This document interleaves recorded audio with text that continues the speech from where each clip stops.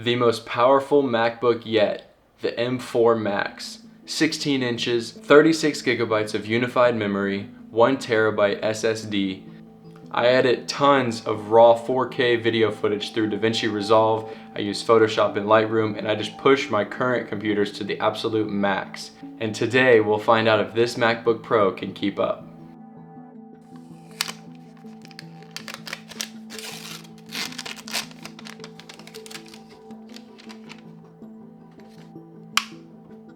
Here's the power bank, which is what you plug the charger into. It feels very sturdy, very reliable. The build quality is very nice. Now here's the actual charging cable. It kind of has like a nice protective finish to it to make it just feel better quality. All right, let's plug it in and get this thing running.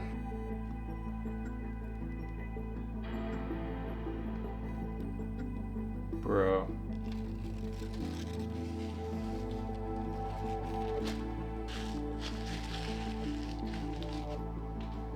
Oh.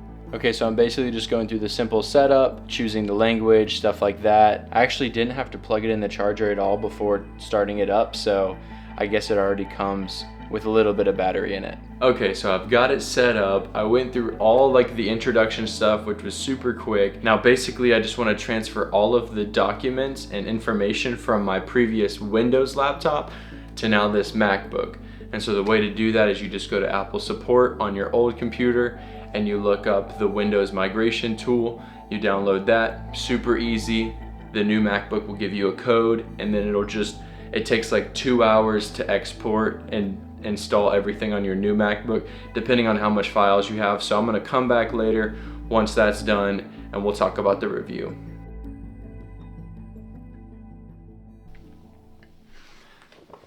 All right, so it's a couple days later and I spent some time just messing around with the new MacBook, and I have some updates for you guys. So basically I was trying to migrate all the information from my old Windows laptop to the new MacBook. I was able to run that transition, but when I started using it after that transition was complete, it was super slow. There was a lot of lagging things. I would go to try to sign into my Google account and it would just not even let me start typing. And I was like, what the heck is going on?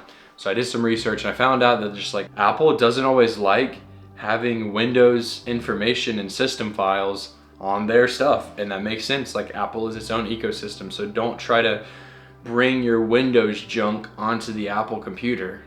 So basically, and for some people, it may work for you, right? But for me, just the files that I had on my Windows, maybe they were corrupt. I don't know. So I basically just went through, deleted that account off of my Mac, and I basically just restarted from scratch again and just created an Apple account instead of migrating a Windows account to the Apple Mac. So I was able to start fresh, create a new Apple account, and it's so much smoother now. It was so simple to get that set up. And obviously I was able to sign into my Apple account. So I'm connected on my photos, my messages, my music. Everything is synced up now from my phone to my Mac, which is awesome.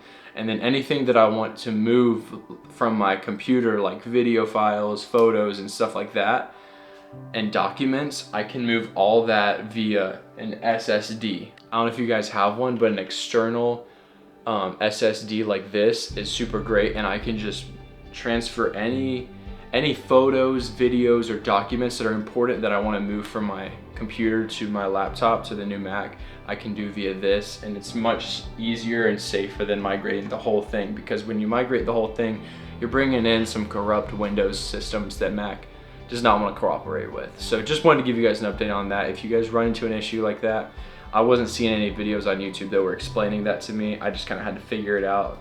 So just want to put that out there for you guys.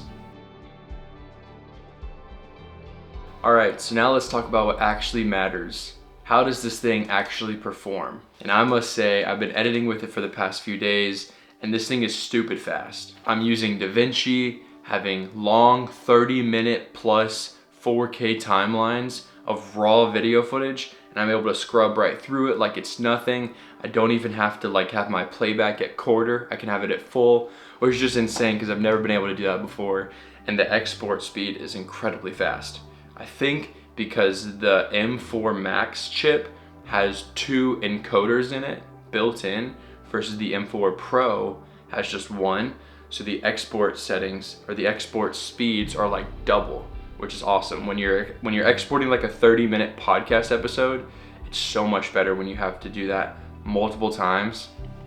Having it double the speed is very nice. And also just for my day-to-day workflow tasks like Google Business, organization, admin work, editing, all that good stuff, client communication, it's so easy. There's no lag whatsoever. I can literally just have multiple tabs open, multiple applications open, and I'm just able to do it all like so easily, whether I'm at home or whether I'm at a coffee shop. It's just amazing to be able to do everything so quickly. And so let me tell you, it's going to do the job for you. This is like one of the best laptops on the market right now. Genuinely, I think the M4 Max is probably the best chip right now in the laptop game, and that's saying a lot. Something else I want to add is just that the internal temperature of the laptop stays pretty cool. I haven't experienced any overheating at all, even with like intense editing, no overheatings. And if I'm not mistaken, the 16-inch does a much better job of staying cool than the 14-inch one. I think it's just bigger, has better fans, better cooling system. So if you want to really make sure that you're staying cool, get the 16-inch one. So let me talk a little bit about the investment side of this. Obviously, this is like the most insane laptop, MacBook you're ever gonna see. It's literally like the best one. The only difference is you can just get more gigabytes of RAM and more terabytes of storage on the computer. But other than that, like this is like the best processor, best laptop you can really get in the game. So if you're just a creator and you don't have a huge budget, this is probably not for you. But if you're like in the video production space and you're making high quality content and you're running those 4K, 6K, 8K timelines, this is a beast and it will be able to handle that. And so I would say this is going to be an investment for your business or for whatever you're doing to help you make more money in the long run, right? It's gonna save you time, it's gonna save you headaches, it's gonna save you stress. This is what I did, right? I was in the same boat and I invested in this. And so I think it's gonna be a great decision for you guys to invest in it if it makes sense for you, right? So I just wanna lay it out. You need to probably be making money off of, you know, content creation in some form or fashion if you wanna invest in something like this. So let me talk a little bit about where you can buy this, right? So this is available on Apple Store, it's available on B&H, and it's also available on Amazon. And I'm sure there's some other places you can get it, but for me, those are the three main sites I saw. You can save, I think, $100 on B&H, but Amazon was giving some really good deals. I was able to save, I think, $350 on it, which was really nice. There's less customizations when you buy on Amazon. You kind of buy it as a bundle, but I was able to save, you know, $350, which is pretty nice. The total for me ended up being about $31.50. So it's not a small purchase, but it's definitely an investment, especially if you're running a business. And if you guys are looking to get your hands on one of these laptops as well, I'll leave a link down below in the description. So my final verdict is, if you are just a casual user, this laptop is definitely a bit overkill for you.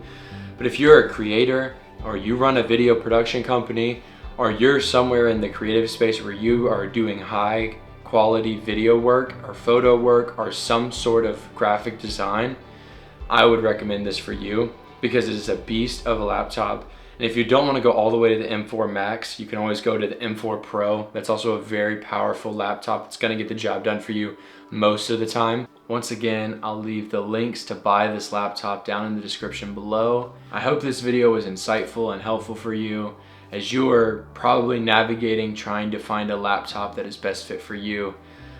Let me just tell you, this is gonna take care of whatever you need. Just make sure that it's right for you. It's the right investment. For me, as the owner of a video production company, it just made sense for me. It's the right investment for this time.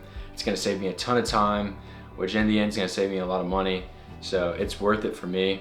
But that's just me, so make sure that it makes sense for you. But I hope this video was helpful and insightful. Let me know if you guys want more content just like this where I'm doing reviews of hardware and software. I really just want to kind of pass down the knowledge that I've learned and gained over the years to help maybe aspiring creators, aspiring business owners.